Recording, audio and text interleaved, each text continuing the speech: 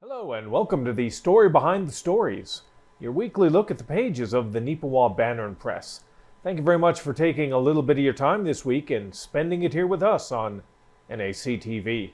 I'm Eoin Devereux with the Banner and Press, welcoming you to this week, the August 8th edition. God, the year seems to be flying right by. We were just commenting on that just before we went live. And of course, joined this week by Casper Werhahn. Casper, good to have you here. Good to be here, and of course, as Owen mentioned, it's flying by, and of course, we also had a short week with a bit of a holiday there on the Monday. That was this Monday, right? That was this Monday. Okay, yes. Yeah, it just sort of feels like time is escaping everybody, especially lately, now that we're already this far into August, and well, we all know that next week is going to be next week. So, yeah. But yes, happy to be here and going through another edition of the paper with you. It was kind of interesting. Before we go into that edition of the paper, we were discussing just a little bit of the shift in the weather that has occurred right here in Neepawa as of late. Especially noticed it just the other day. I was out in the backyard, just wandering about as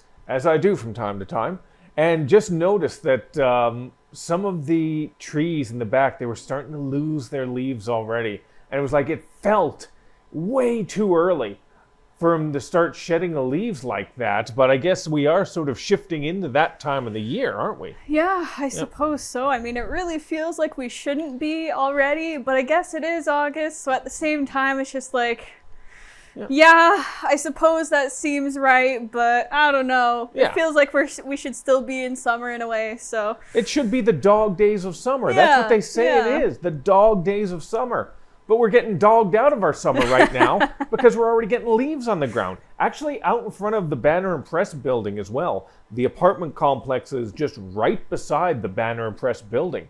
Has some seasonal trees as well. And they are just shedding like you wouldn't believe.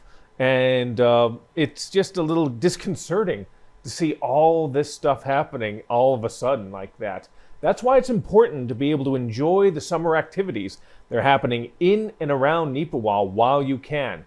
And if you're not able to enjoy them as they're happening, you can sort of live vicariously through the pages of the Banner and Press. And let's segue right into one of those examples. On our front page, Casper, you went out this past weekend before the leaves went flying, and you were able to check out an annual event right here in Neepawa that brings out some young entrepreneurs, some young cattle people, and has become a real fixture for the community.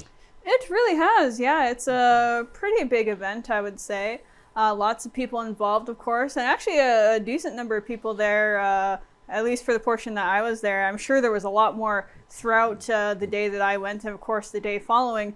But yeah, good crowd and everything. This was the Manitoba Youth Beef Roundup, so there's a lot of youth cattle owners, cattle handlers that attend this event and participate in the different workshops and all that sort of stuff that was going on. And the specific event that we really feature in this paper this week is the team grooming, and that was a lot of fun to kind of see all the people there doing what they're doing, seeing their processes and stuff. And of course they are timed. They have a set time for the grooming, and then of course they go into the ring afterwards and show off the cattle after they've been groomed. And it really is quite something. There really is a wide range of ages here. You can see right on the front page, of course, one of the younger participants there with their livestock, and it was one of the cutest things. Didn't happen to capture this moment, but story behind the story, I can tell you about it.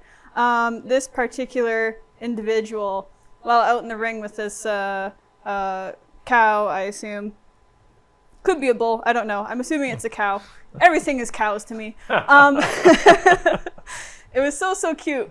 At one point, while handling the cow, just gave a cute little kiss right on the nose. It was the most adorable thing ever. And just the timing wasn't quite right for me to be able to get that shot. So unfortunately I couldn't get that, but that was a really sweet moment there. But yeah, we have that on the front page and a bunch more, kind of giving you a look at how this thing goes down.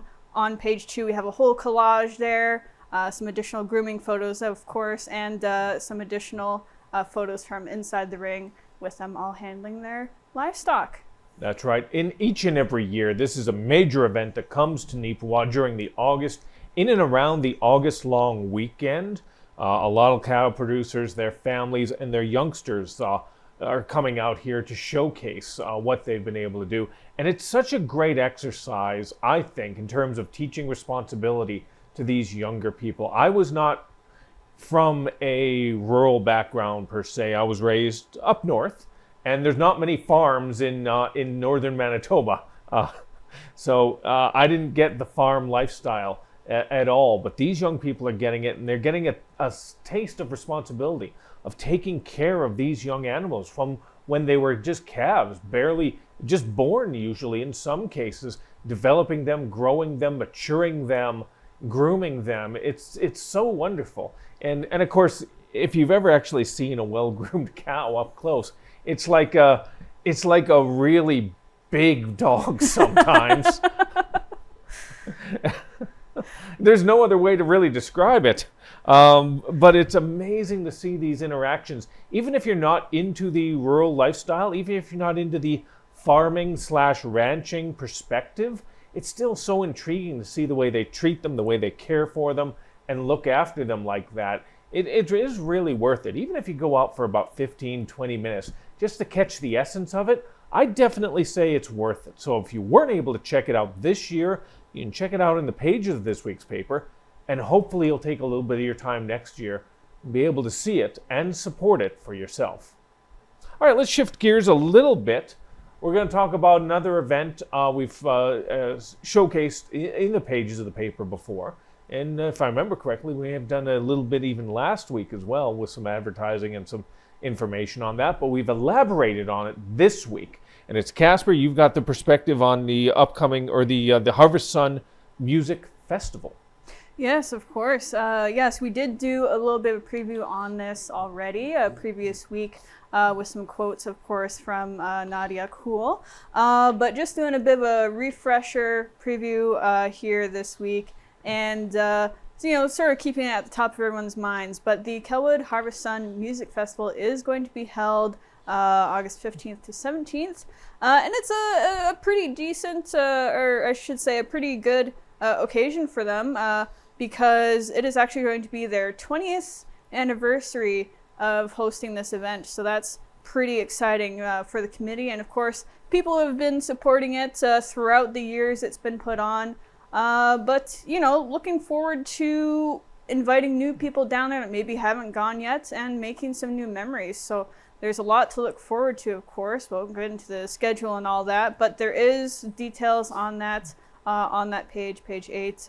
There's the ad with some more details about performers below the story there. So definitely give that a look. And if you're interested, if you're able to go check it out. 20 years. It just seems to fly right by in terms of the years in that. But it's always brings something new. That's the interesting thing about it, is because they always do sort of shift and change a little bit with the times, bring a new perspective, a new musical angle, as it were.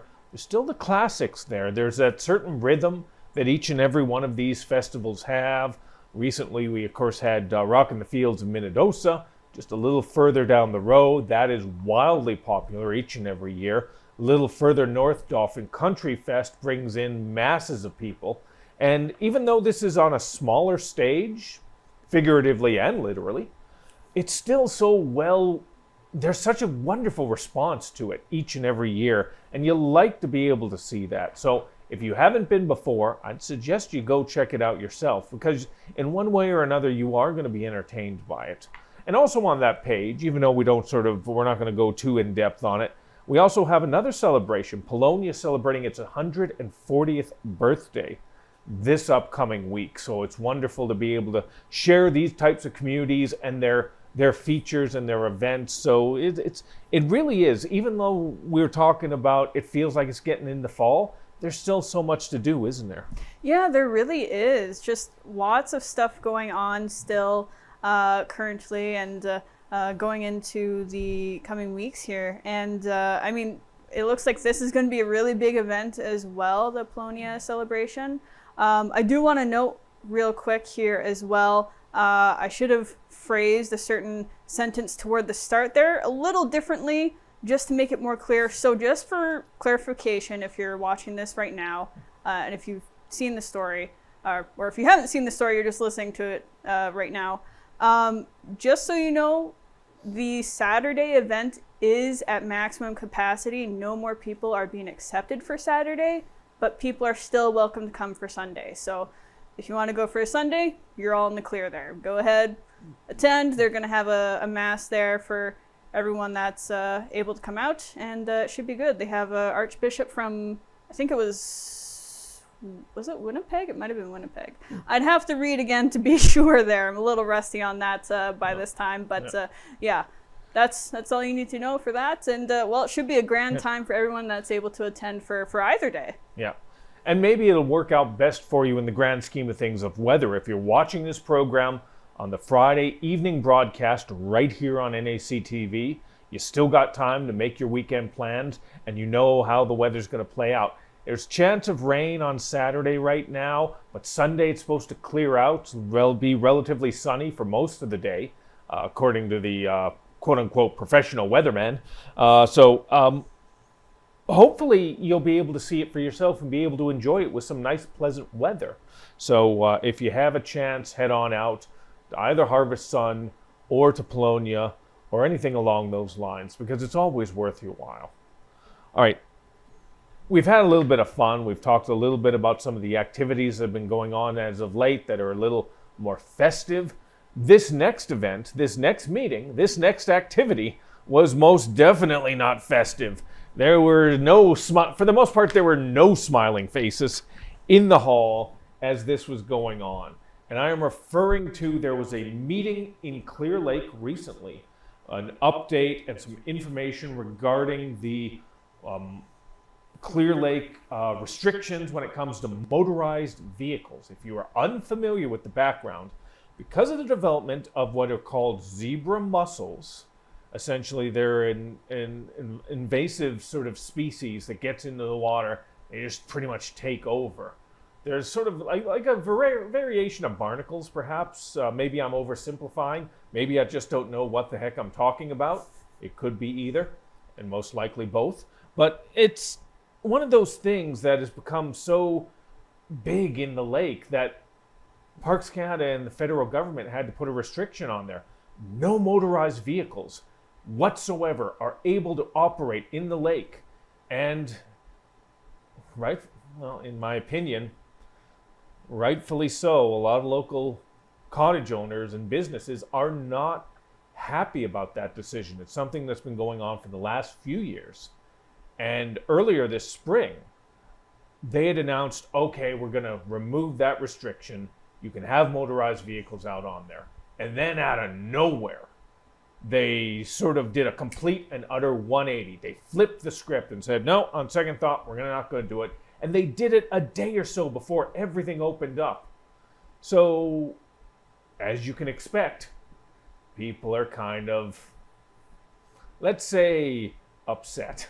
Let's not use the other word I could have used here, but they are not happy with the circumstances. And again, nor really should they. Mm-hmm. This is people's lives. When it comes to the local businesses, this is people's livelihoods. Clear Lake is a huge tourist destination, and a big part of it is the lake portion. I mean, sure, there's a lot of wonderful sort of activities that go on in Wasagami, and that the local businesses are tremendous. If you've never been, I definitely suggest it. The camping is exquisite. If you're able to rent a cottage, it is amazing. I remember when I was younger, a friend of mine, his family had a cottage, and we sort of went up there for a weekend there, and it was just unbelievable. This was like in the 90s, 97, 98, back when I still had hope. Oh, God, those were some great times. Oh, yeah. But it was wonderful back then, and it's still wonderful now. But a part of that wonderful experience, obviously, is being able to get out onto the lake with a motorized vehicle. To be able to do some skiing, some water skiing, or just boating around, or something like that. Now, you can still use manual, or whatever you want to call them, sort of non-motorized vehicles out there, which is fine. but you're not going to get much speed water skiing behind somebody in a paddle boat. Just, all right, here we go. The canoe ain't going to cut it either, I'm sorry to say. I'm trying as hard as I can. Go faster. You're gonna get I'm a little tired just from doing that. Just imagine somebody having to do that for like 20 or 30 minutes. But they had a meeting, and it was a group out there that has really sort of brought this to the forefront of everyone's attention. Organization is called the Fairness for Clear Lake Committee, the FFCL. They've been an advocate group that has been demanding, not asking, demanding transparency between the federal government and the local leaders, business and community leaders, to get their message across, because they feel like they've been completely and utterly shut out of the conversation. And, well, quite honestly, in my opinion, they have been.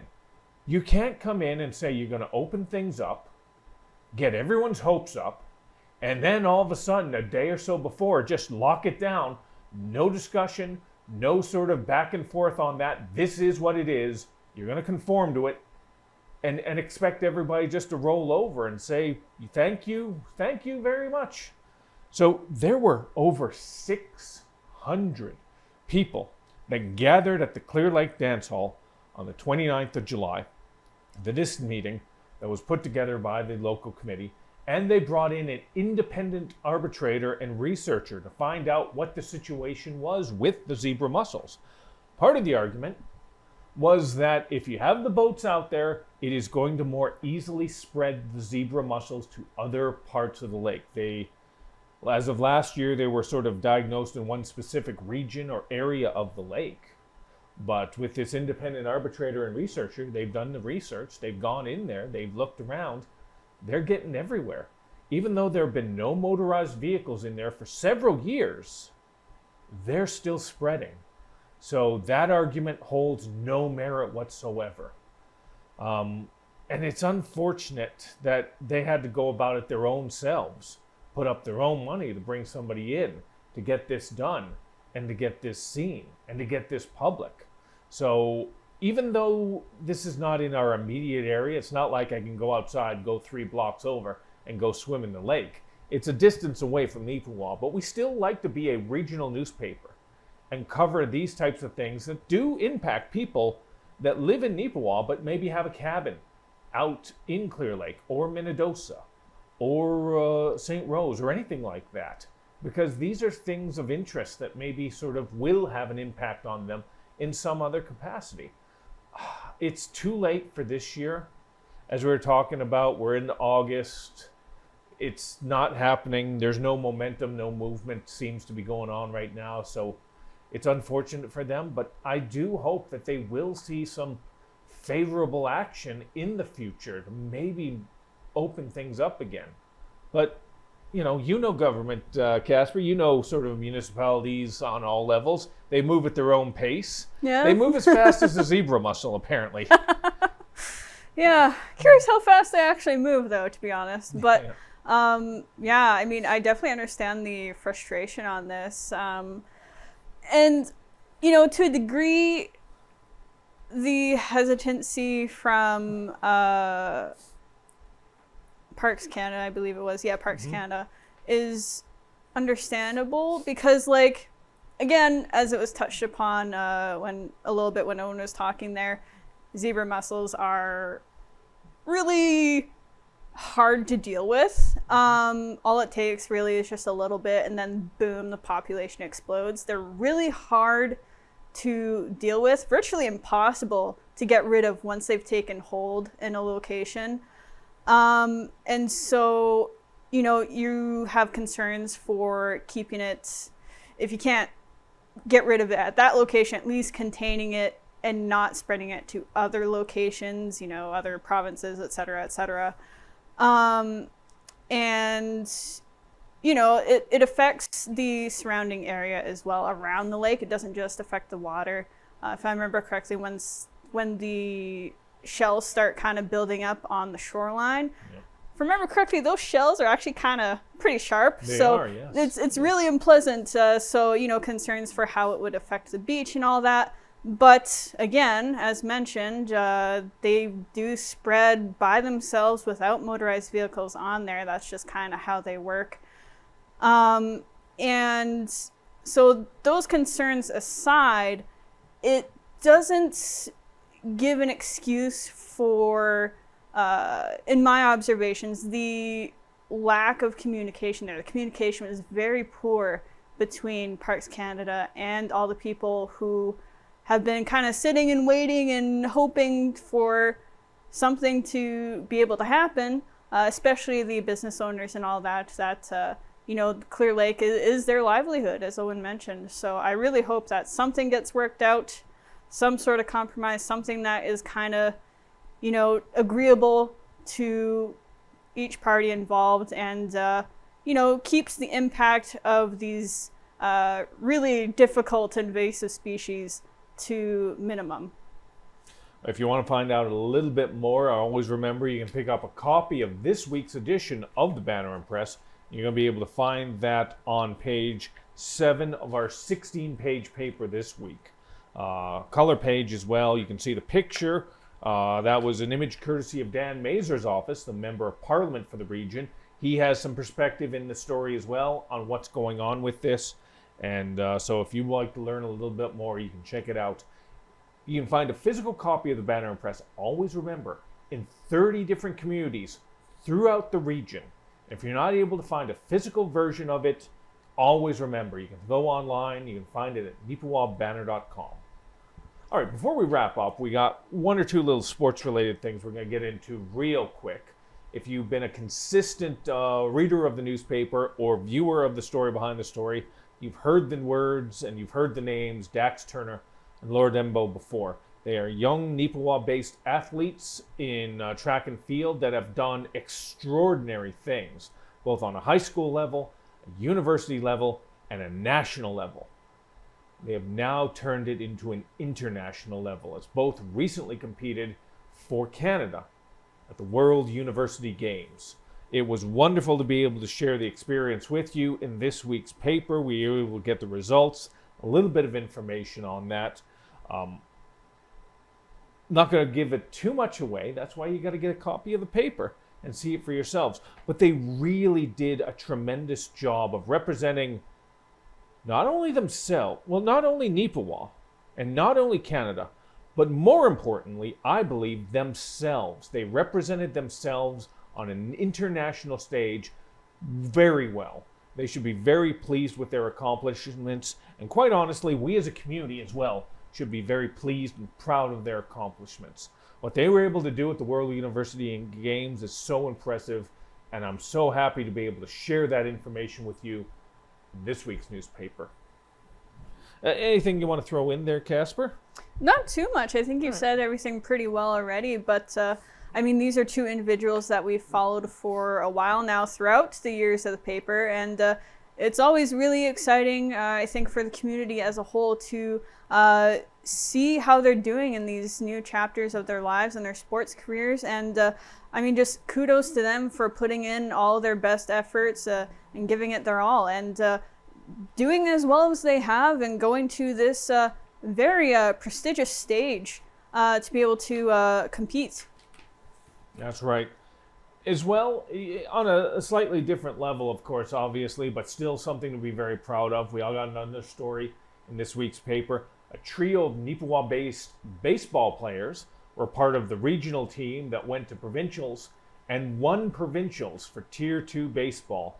So the trio of Jaden Ford, Kellen Hawken, and Jude Law all celebrating a victory for the regional Midwest team at the provincials. We got that story in there. Also a bit of a shout out. We hope to have this story in a future edition of the Banner and Press, where Jude Law is actually going to be going to the next level and representing Manitoba at the Nationals for baseball. So he is going to be the only sort of local individual, and by local I mean sort of the entire region of the beautiful Plains, who is going to be on the team for Manitoba and heading out to Alberta in about a week's time to compete at the National Baseball Championship. So congratulations to Jaden, Kellen, and Jude, and good luck to Jude on this next endeavor. You can find other information as well on the sports page. The Portage Padres and the Plumas Pirates in the Santa Clara League. Some wonderful information about the Neepawa Blue Dolphins season. And of course, we got some details on the Neepawa Titans. Their season is going to be starting very soon. And it's going to be starting very soon, a little further from Neepawa than usual. They will be competing in their preseason and their training camp and their hockey school at the J&G Homes Arena in Brandon.